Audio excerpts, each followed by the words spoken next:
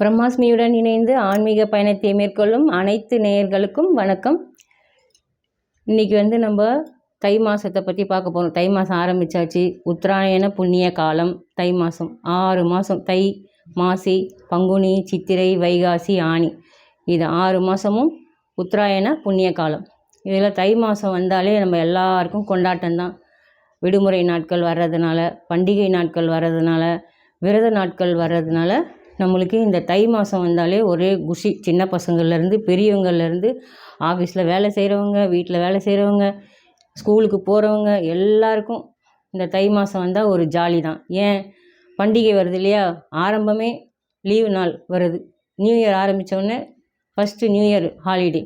அதுக்கப்புறம் பார்த்திங்கன்னா ஒரு திருவிழாவாக வந்துக்கிட்டே இருக்குது. பொங்கல் 4 நாள் லீவு. போகி, பெரும்பொங்கல், மாட்டுப்பொங்கல், காணும் பொங்கல், 4 நாள் லீவு. அது ஒரு திருவிழா நாளாகவே நம்மளுக்கு அமைஞ்சிருக்கு. இந்த தமிழ்நாட்டிலே எல்லாரும் கொண்டாடுற எல்லோரும் சந்தோஷமாக ஜாலியாக ஒரு திருவிழாவாக இதை கொண்டாடுவோம். கிராமத்து மக்கள்லேருந்து நகரத்து மக்கள்லேருந்து எல்லாருமே அந்த பொங்கல் வச்சு இதெல்லாம் பண்ணி நல்லா சிறப்பாக வந்துக்கிட்டு இருக்கோம் நம்ம. இதுக்கு அடுத்தது பார்த்திங்கன்னா தை மாதத்தில் வர்ற விரத தினம் அப்படின்னு பார்த்திங்கன்னா தை வெள்ளி. இந்த வெள்ளிக்கிழமையே எல்லாம் சிறப்பு வாய்ந்த வெள்ளிக்கிழமை தான். அதில் என்ன விசேஷம் பார்த்திங்கன்னா ஆடி வெள்ளி, தை வெள்ளி, ஆடி செவ்வாய், தை செவ்வாய், இதெல்லாம் ரொம்ப விசேஷமான விரத தினங்களாக நம்ம கொண்டாடிக்கிட்டு வரோம். சுவாமி கும்பிட்றது, பெண் தெய்வ வழிபாட்டிற்கு இந்த வெள்ளிக்கிழமை நம்ம முக்கியமானதாக நம்ம கொண்டாடிக்கிட்டு இருக்கோம் இல்லையா? இந்த தை வெள்ளிக்கிழமையை எப்படி நம்ம வீட்டில் எப்படி கொண்டாடலாம்? வழிபாடு தான். கொண்டாடுறதுன்றது திருவிழாலாம் நம்ம கொண்டாட்டமாக பண்ணுவோம். ஆனால் இந்த தை வெள்ளிக்கிழமை எல்லாம் ஊர் ஃபுல்லாகவே கொண்டாட்டமாக தான் இருக்கும். எல்லா அம்மன் கோயில்களில் இது ரொம்ப சிறப்பான வழிபாடாக இதை செய்வாங்க. எப்படி இந்த தை மாதம் வந்துட்டாலே இந்த அம்மன் கோயில்களில் ஆடி மாதம் எப்படி கூழ் ஊற்றுவாங்க, அந்த மாதிரி இந்த தை மாதம் எல்லாரும் அவங்கவுங்க குலதெய்வங்களை போய் பார்த்து அந்த குலதெய்வங்களுக்கு பொங்கல் வைக்கிறது, இந்த மாதிரி நிறைய வீட்டில் விசேஷங்கள் இருக்கும். அதுக்கு நம்ம பொங்கல் வச்சு கும்பிடுறது, கல்யாணம் வச்சுருப்பாங்க. அந்த மாதிரி விசேஷ தினங்கள்லாம் இந்த தை வெள்ளிக்கிழமையில் நம்ம தை வெள்ளிக்கிழமை, தை செவ்வாய்க்கிழமை, இப்படி விசேஷ தினங்களை இந்த வழிபாடுகள். வெள்ளிக்கிழமைன்றது ரொம்ப முக்கியமான பெண்களுக்கே உண்டான ஒரு முக்கியமான விரத தினம். இது எப்படி வீட்டில் எப்படி நம்ம செய்வோம்?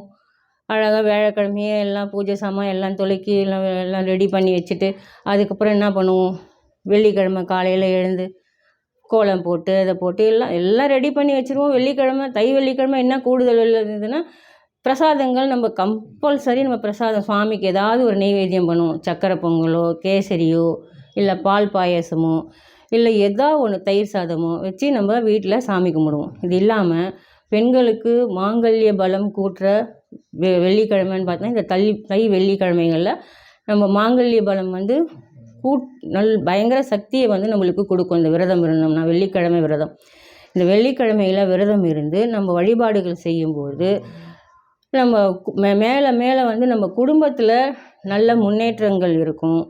குடும்பம் வாழையடி வாழையாக தழைச்சி வரும்.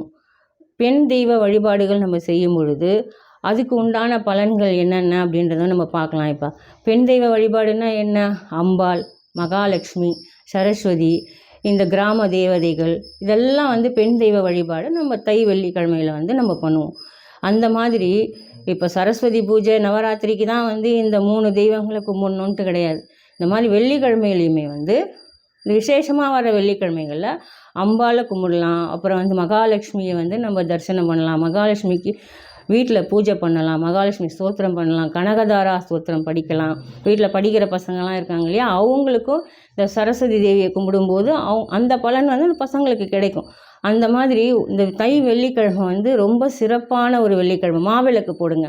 மாவிளக்கு பெருமாளுக்கு மாவிளக்கு போடுவாங்க, அம்பாளுக்கு மாவிளக்கு போடுவாங்க. அந்த மாதிரி இந்த 2 தெய்வங்கள் தான் நம்ம மாவிளக்கு போட்டு பிரசித்தியாக பண்ணுவோம் இல்லையா? அந்த மாதிரி இந்த தை வெள்ளிக்கிழமை முதல் வருது. இப்போ தான் பொங்கல் எல்லாம் கும்பிட்டு முடிச்சிருக்கோம். எல்லாம் டயர்டாக இருப்பீங்க. திருப்பியும் பூஜை சாமான் தொலைக்கணுமா, திருப்பியும் ஏற கட்டணுமா, இது க்ளீன் பண்ணணுமா அப்படின்ட்டு பண்ணி தானே ஆகணும்.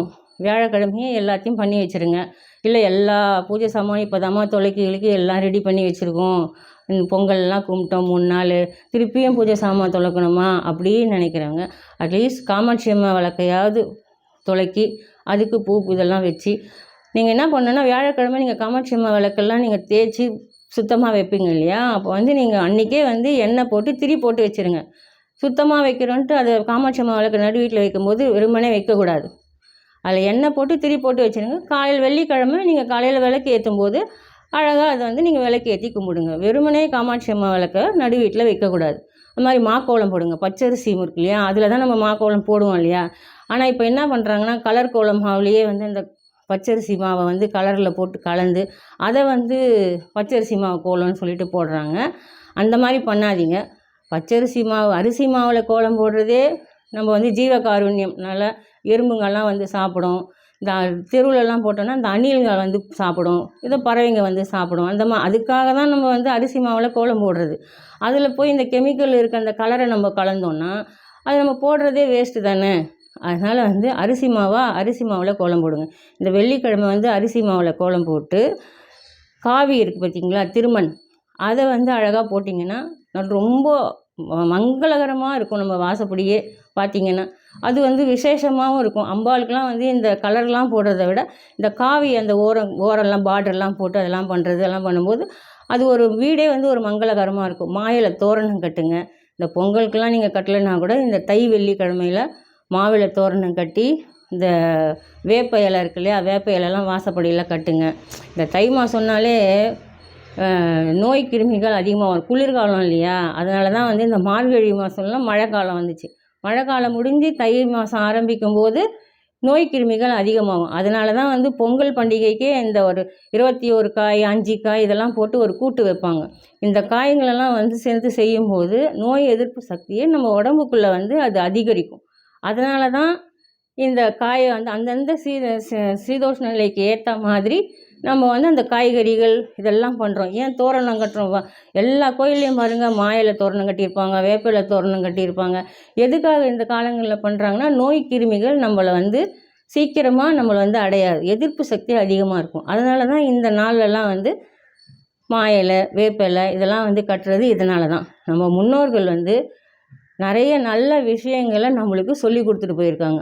அதுபடி வந்து நம்ம அந்த பழக்கத்தை வந்து நிறுத்தாமல், நமக்கு முன்னெல்லாம் நம்ம நிறையா மறந்துட்டோம்.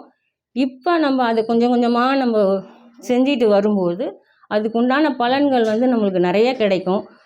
அனாவசியமாக மருத்துவமனைக்கு போய் செலவு பண்ணாமல் நம்ம சின்ன இந்த கடைபிடிச்சோம்னாலே இந்த விஷயங்களெல்லாம் நமக்கு வந்து இன்னும் நிறையா பலன்கள் கிடைக்கும். இது இல்லாமல் தை வெள்ளிக்கிழமை அப்படிங்கிறது பெரிய ஒரு பொக்கிஷமான நாள். வரதெல்லாம் 4 வெள்ளிக்கிழமை 5 வெள்ளிக்கிழமை வரும் இல்லையா, செவ்வாய்க்கிழமையே வரும். நம்மளால் முடிஞ்ச பூஜைகள் வீட்டில் நம்ம சுபீஷம் வரணும், முதல்ல நிம்மதி வரணும் அப்படின்னாலே நமக்கு இந்த பூஜைகள், இந்த பூஜை விஷயங்கள் இதெல்லாம் கோயிலுக்கு போகிறது, கோயிலில் போய் விளக்கு ஏற்றுங்க, விளக்கு போடுங்க, நெய் விளக்கு போடுங்க. நெய் விளக்கு போடும்போது என்ன ஆகுனா உங்களுக்கு வந்து அதுலேருந்து உங்களுக்கு ஒரு மன நிம்மதி கிடைக்கும், மன சந்தோஷம் கிடைக்கும் நம்ம விளக்கு சாமிக்கு போடும்போது. அதே இன்னொன்று வந்து ஒரு எச்சரிக்கையாக இருக்கணும். விளக்கு போடுறன்றது பேரில் ஃபுல்லாக எல்லா பக்கத்தில் விளக்கு வச்சு அதை அப்படியே பற்றிக்கிற மாதிரி பண்ணிடாதீங்க. எத்தனையோ கோயிலில் வந்து எழுதி போட்டிருக்காங்க, பார்த்து விளக்கு ஏற்றுங்க, இந்த விளக்கு ஏற்றுற இடத்துல விளக்கு ஏற்றுங்க, அழகாக ஏற்றுங்கன்னு சொல்லிட்டு அதை கொஞ்சம் மெயின்டைன் பண்ணுங்கள். இந்த பிரசாதம்லாம் செஞ்சு கொடுங்க. அந்த பிரசாதங்களை வாங்குறவங்க வந்து வீணடிக்காமல் அழகாக அதை வந்து உபயோகிங்க. பிரசாதம் வந்து கோயிலில் கொடுக்குறதுன்றது பெரிய விஷயம். அதுவும் நம்ம கையால் செஞ்சு எடுத்துன்னு போய் கொடுக்குறோன்னா அதுக்கு இன்னும் கூடுதல் பலன் உண்டு. இந்த மாதிரி இந்த தை வெள்ளிக்கிழமையை சிறப்பாக கொண்டாடுங்க. வீட்டில் நல்லா பூஜை பண்ணுங்கள், விளக்கு பூஜை பண்ணுங்கள். ஒரு தை வெள்ளிக்கிழமையும் ஒவ்வொரு தை செவ்வாய்க்கிழமையும் அழகாக ஒரு குத்து விளக்கு வச்சு அதில் வந்து ஒரு 108 ஸ்தோத்திரம் சொல்ல போகிறீங்க, 108 போற்றி சொல்ல போகிறீங்க. ஓம் சக்தி பராசக்தி அப்படின்னு ஒரு 108 ஸ்தோத்திரம் சொல்லுங்கள். இல்லையா ஓம் சக்தின்னு சொல்லுங்கள், இல்லை மகாலட்சுமி தாயே நமகான்னு சொல்லுங்கள். உங்களுக்கு என்ன தெரியுதோ அந்த வார்த்தையை சொல்லி நீங்கள் அர்ச்சனை பண்ணுங்கள். நம்ம வீடு சுபிக்ஷமாக இருக்கணும், நம்ம குழந்தை குட்டிங்க நல்லா இருக்கணும், நம்ம சந்ததி நல்லா இருக்கணும்னா நம்ம வந்து இந்த மாதிரியெல்லாம் பூஜைகள் பண்ணுறதுனால தான் எல்லாமே நல்லா இருக்கும். இப்போ நம்ம வீட்டில் நிம்மதி இருந்ததுன்னா அடுத்தடுத்து எல்லாமே நல்ல விஷயங்கள் நம்மளுக்கு வந்துக்கிட்டே இருக்கும். அதனால் இந்த பூஜைகளை பண்ணி இந்த தை வெள்ளிக்கிழமையை சிறப்பாக கொண்டாடுங்க. சிறப்பாக வீட்டில் பூஜை பண்ணுங்கள், கோயிலில் பூஜை பண்ணுங்கள், அம்மன் வழிபாடு பண்ணுங்கள், குலதெய்வ வழிபாடு பண்ணுங்கள். இந்த மாதிரி எல்லா பெண் தெய்வ வழிபாடுகளையும் பண்ணி வெள்ளிக்கிழமையில் சிறப்பான ஒரு நல்ல ஒரு சுபிக்ஷமாக உங்கள் வீடும் உங்கள் மனசு எல்லாமே சுபிக்ஷமாக இருக்கணும். வணக்கம்.